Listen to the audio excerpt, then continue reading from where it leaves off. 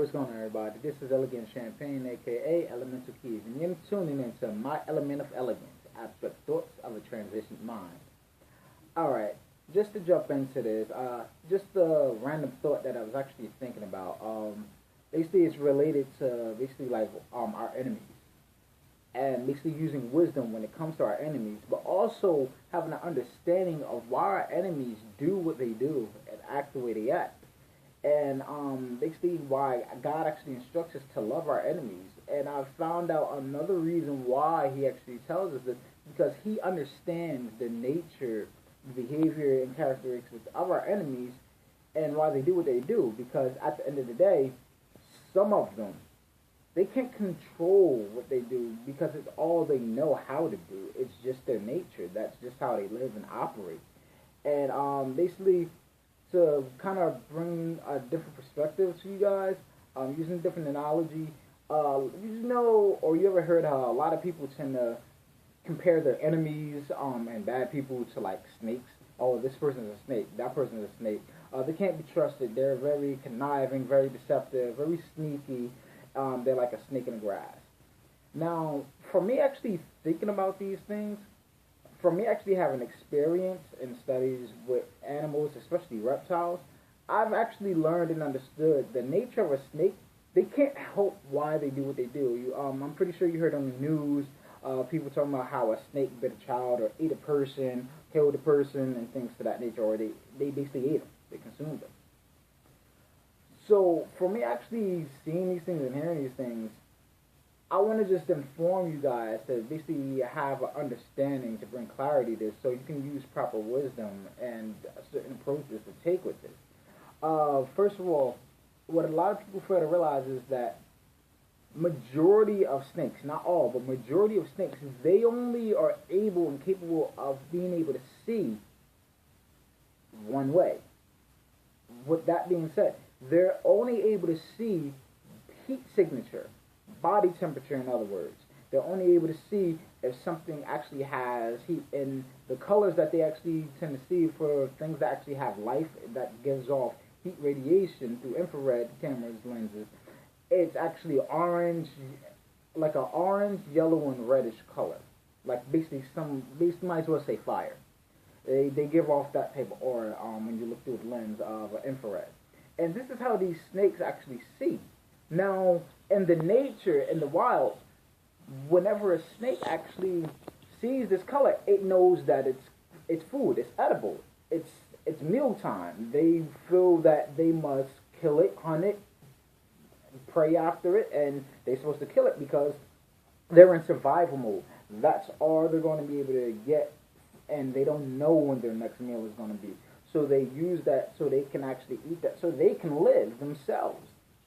Now, it may sound kind of crazy of, oh, well, what about when a snake eats a baby? That's cruel. That's not of God. It's evil. It's wicked. When you think about it, though, just imagine if all your life, all you've ever known was that food is anything that's red, orange, or yellowish. You're automatically going to see it, and you're like, oh, that's food. I'm able to eat that. Okay, same thing that a snake thinks. It can't tell if it's a baby. It can't tell if it's a person. It can't tell if it's a human being. All they see is the shape and the color of it. And from them knowing that, they know it's food, and that's what's going to help them survive. So, by having an understanding of that, it actually applies to when it comes to your enemies, where this is the nature of a snake. Just imagine your enemies. If all they've ever grown up to know how to do is possibly sabotage things in your life, whether they were there to kind of have a form of jealousy or envy towards you, they're always speaking negatively towards you, they're always maybe spreading rumors about you, they're always trying to compete with you, they have a big ego issue, and they're always trying to discourage you or make themselves appear that they're better than you. Okay, these are some things that our enemies tend to do. They pick on us, and they feel that they're more dominant and better than us. Okay, if this is what they grew up on, this is all they know, then you can't really blame them or get mad at them because this is all they know. Now, it takes, you know how people say, well, they're going to be the bigger person and look past that and overlook it and walk away from those situations. That's actually the proper and correct thing to do. It's the most logical thing to do because how are you going to be able to explain something to somebody and expect them to change instantly if that's what they grew up all their life doing? They're not even aware that what they're doing is actually wrong because it's just nature. It's second nature for them. They just know that's what they're supposed to do. They don't know why half the time. They just do it. And when we actually come off and we start judging them, it's like now we're like really no better than them because now we're doing the same thing. It's like we're not even showing them love. How can they actually come to an understanding of knowing what love is if you're giving them the same thing that they're giving you? All you're doing is feeding them more of what they've already grown up on. And you ever heard this phrase, you are what you eat? Well, that's the thing. You can also eat words and acts of kindness or whether you're acting negative towards a person. So if you're going to keep on feeding them basically pollution and poison and negativity, then who you have nobody to kind of be upset about except yourself because you're feeding this. Now, if you start to feed them forms of kindness, love, and you become patient with them and have a form of self-control, then eventually, after you keep on feeding them this, they may actually come to a realization and understanding of knowing like, okay, this is right and this is wrong. They'll actually start to develop a sense in this form of discernment to know the difference with that. And now once they're made aware of that, now that's where it falls on them, where they have a choice to make, where if they want to continue to do what they're doing towards you or not. But at the end of the day, you must have an understanding of why you should show them that love and compassion if you want to actually see a change. If you're tired of them treating you that way, then show them love. But I'm not telling you that you have to accept what they're doing. Have an understanding. There's a difference between you understanding and then you actually accepting this. Now, when you actually bring this to their attention, at the same time, don't always be so quick to trust them. And I'm not saying that in a negative way. At the same time, it's just like with a snake.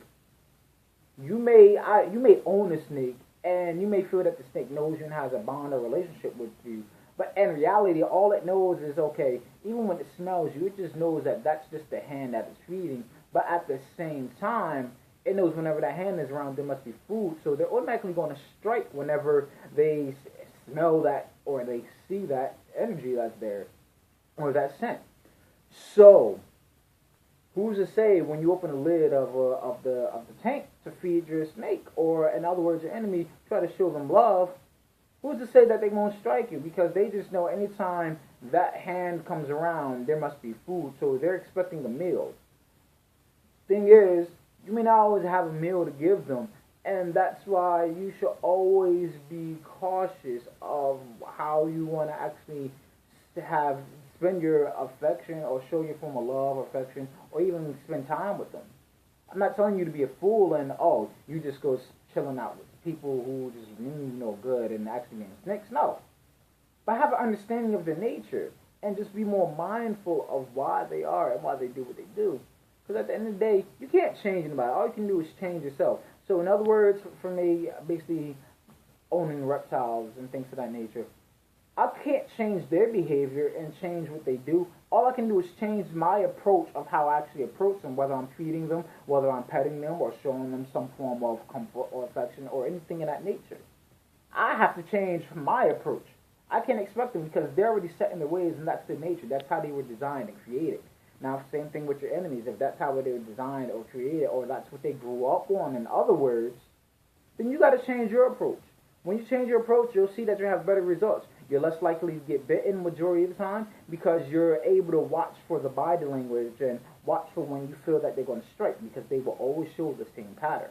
For instance, speaking of patterns, if you're ever in a wild and you're trying to escape from a snake, the worst thing you can ever do is run in a straight line because they're expecting you to do that.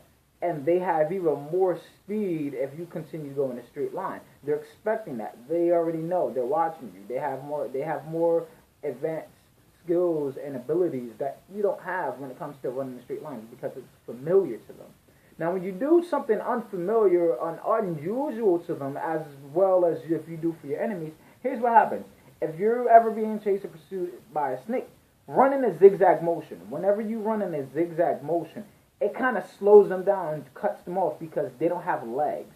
So they're going to have to use extra strength and burn even more energy for them to go in another direction as to where they're actually going in one direction. It gives you a better chance to create a distance. So therefore, if you have a better chance and having more distance, you have a better chance to find out how you're going to react. And you're always going to be a couple of steps ahead rather than you being and basically fear-based and you know it's gaining on you. You take a different approach. Try a different strategy. Do something that you haven't done, or do something that nobody else has ever thought of by running in a zigzag motion. In other words, constantly staying and shifting your approach so they don't get used to it. Constantly show a different approach whenever you come to them, because now they're not going to know how to respond to you, and by them not knowing how to respond, it gives you distance and it gives you an opening for you to actually be able to what? Possibly help change that person, or for you to actually possibly still be who you are and possibly be somewhat of a friend to them to an extent. So one thing you ought to know, you can never tame a snake. You can never call them tamed. You can never say, oh, I have this snake tamed, or I have my enemies tamed, or I have them where they like me now. No, the only thing you could say is that they have a tolerance for you. They have a higher tolerance level. So now they're less likely to want to constantly always bash you or come against you or try to do something to cause chaos or corruption for you. Now they're more likely to be like, okay, you know what, person's not really that bad. I'm not even going to really try to bother them today. Maybe actually have that for a good while, week, month, year, 2 years, and so forth, depending on how you continue to take your approaches. Mind you, but just remember, constantly switch it up. Change. The change can only happen if you change yourself, if you want to see a change in that person.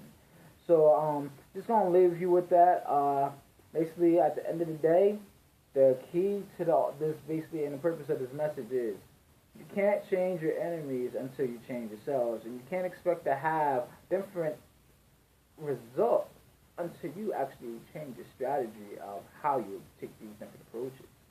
Remember, never go in a straight line. Never do what you're used to all the time. Sometimes you have to switch up. If you want to see a change in life, sometimes you actually have to make a change in yourself. So, I'm out. Once again, this is Elegant Champagne, a.k.a. Elemental Keys, and this is My Element of Elegance. Abstract thought of a transitioned mind. Blessings, blessings. One.